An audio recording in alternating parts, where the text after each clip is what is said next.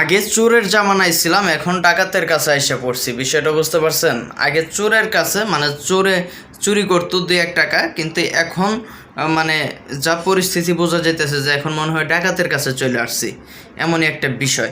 ঘটনা হয়েছে যে 15 আগস্ট ধানমন্ডির 32 নম্বরে গেছিলো একজন রিক্সা চালক কিছু ফুল নিয়ে মনে করেন ধানমন্ডির 32 নম্বরে যায় বঙ্গবন্ধুর প্রতিকৃতিতে শ্রদ্ধা জানানোর জন্য।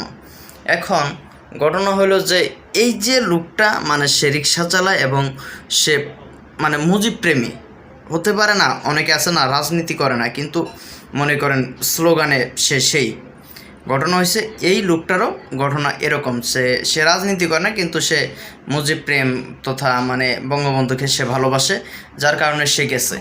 এখন এই লোকটারে কী করলো, কিছুজন মানুষ মব সৃষ্টি করে সেখানে মারধর করছে, এবং মারধর করার পরে মনে করেন সে সেখান থেকে কোনো রকম যান নিয়ে পালিয়ে বলবো না, সে মানে যায় সেখান থেকে। কিন্তু গতকাল মানে 16ই ডিসেম্বর তাকে সন্ধ্যায় গ্রেপ্তার করা হয়। বিষয়টা বুঝলেন? মানে সেই রিক্সা চালককে আবার গ্রেপ্তার করা হয়, গ্রেপ্তার করে তাকে থানায় নিয়ে যাওয়া হয়। এই যে কিছু ছবি ফুটেজ আমি আপনাদেরকে দিলাম। এখন এই যে মনে করেন যে তাকে যে থানায় নিয়ে যাওয়া হইলো, এটা কেন? মানে সে ওই যে করছিল এর জন্য, মানে যে বঙ্গবন্ধুর প্রতিকৃতিতে ফুল নিয়ে গেছে এই জন্য না, তাকে নাকি 2024 সালের যে ওই যে আন্দোলন হইলো না, সেই আন্দোলনের একটা বিষয় নিয়ে তাকে মনে করেন গ্রেপ্তার করা হয়ে যায়। এবং যদি এই যে 2-1 ভালো সাংবাদিক কি বলে উকিল যদি না থাকতো বা ব্যারিস্টার যদি না থাকতো, তাহলে সে কিন্তু আজকে জামিন পাইতো না। তাকে অবশ্য জামিন দেওয়া হয়েছে।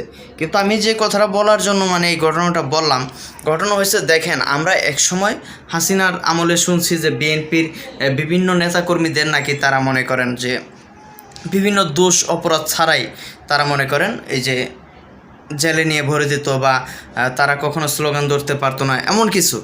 বিষয়টা বুঝতে পারছেন? কিন্তু আমি কিন্তু দেখি নাই যে কখনো যে জিয়া উদ্যানে শহীদ জিয়ার যে প্রতিকৃতি আছে সেখানে শ্রদ্ধা জানাইতে দেয় নাই। আমি নিজেও গেছি, সেখানে গিয়ে কিন্তু শ্রদ্ধা জানাইছি, বিভিন্ন সময় সেলুটের ছবি পোস্ট করছি। কই আমাকে তো কেউ কখনো কিছু বলে নাই।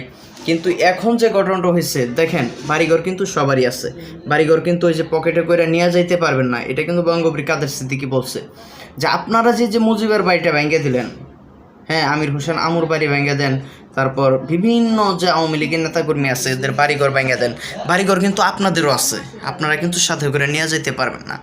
অতএব আপনারা যা এখন দেখাবেন, পরবর্তীতে হয়তো বা আওয়ামী লীগ আইসা আবার সেগুলো করবে।